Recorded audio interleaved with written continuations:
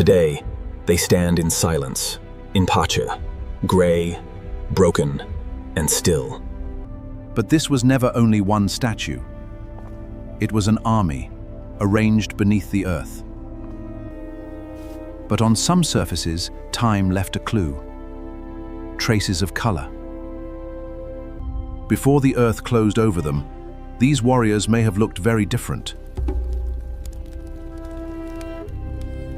Not living soldiers, but an army made to stand for power after death.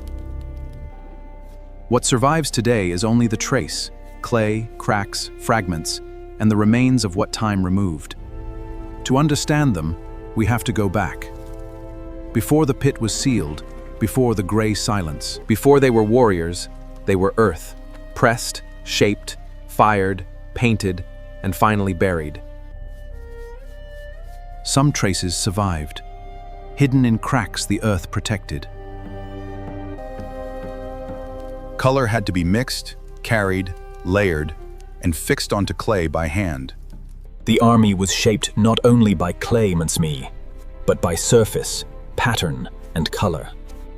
Every surface passed through human hands before it entered the earth.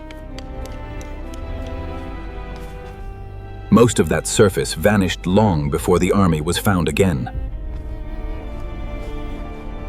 Before the colors disappeared, the army may have stood with painted faces, patterned armor, and visible rank. Not bright fantasy colors, but layered earth pigments fixed onto clay.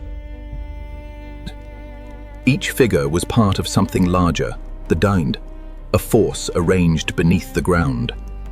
Today, only fragments remain. But the traces are enough to rebuild the question. To understand the army before burial, we have to go back even further, to the earth it was made from. The army began as earth-tined, lifted, mixed, carried, and pressed by laborers whose names disappeared long ago. Every warrior carried the texture of the material beneath the empire itself.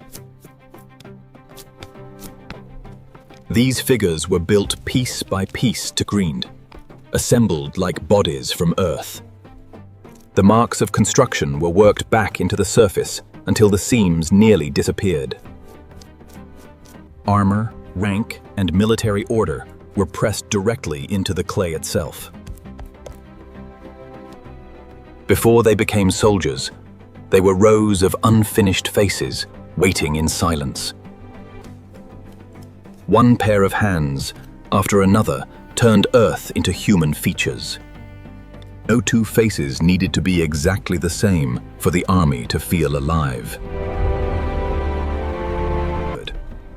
The project expanded beyond a single workshop into a system large enough to supply an empire. Heat transformed soft earth into hardened terracotta. The surface changed from soft clay into something built to endure underground. This was no isolated act of craftsmanship. It was organized production on an imperial scale. Only after the clay hardened could the final surface begin. The moment color touched the surface, the army began to resemble something human. Eventually, the figures left the workshop and entered the system they had been made for. By the time the warriors reached the pits, they were no longer raw clay of formwork, but part of an empire's final design. The army was not shaped only by clay. Weapons were buried with it. The underground army was assembled with the same logic as a real military force. Thousands of components moved through the system together.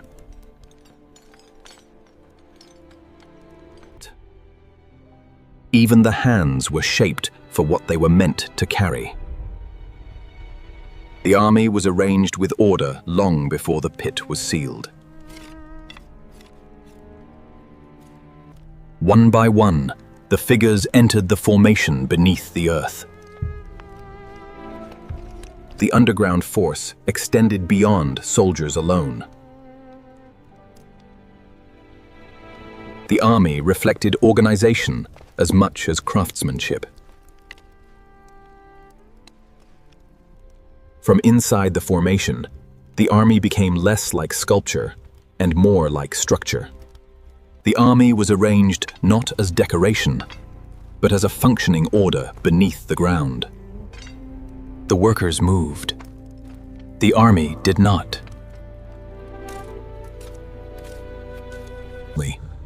Below the earth, the formation stretched farther than a single glance could hold. And once the formation was complete, the next step was not display, Monty, but burial.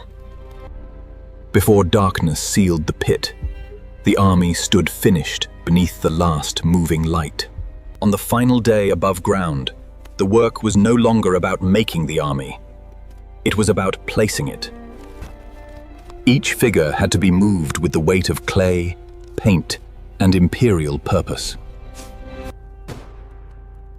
The moment it entered the pit, the figure left the world of daylight. Inside, the air would have been heavier, dust, wood, clay, and torch smoke trapped together. The last adjustments turned individual figures into a single formation. For a short time, before darkness, the face still held its color. Then the hands that made it let go. From within the rows, the army no longer felt like separate figures. The only movement left came from the people preparing to leave.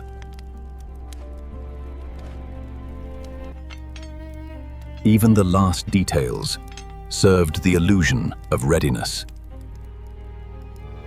One by one, the temporary supports disappeared. The deeper the silence became, the fewer living voices remained inside the pit. No one inside the pit could have known how long the army would remain unseen.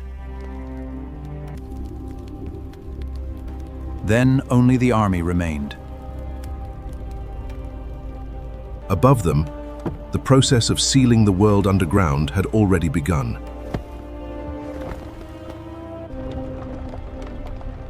The light reaching the pit grew smaller.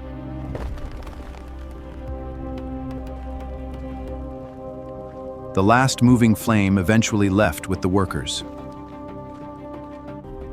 And for more than 2,000 years, the army waited underground in darkness.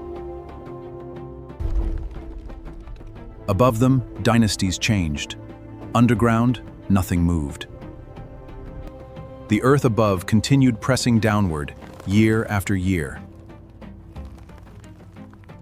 Wood dried, weakened, and slowly failed underground. The colors that once stood in torchlight slowly disappeared into the earth. But the army itself endured underground. Above the buried army, the surface world continued changing. Then one day, the ground was disturbed again. At first, only fragments emerged from the earth. After more than 2,000 years underground, the faces returned to light. What had vanished beneath the earth was becoming visible again. What returned to the surface was not untouched.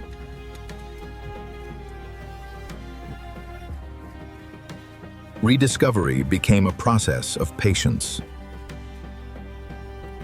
And in some places, traces of color still survived. From fragments, archaeologists began rebuilding how the army may once have appeared. Today, most of the army stands in silence once again, Khan, gray instead of painted. But the scale of the underground project still survives.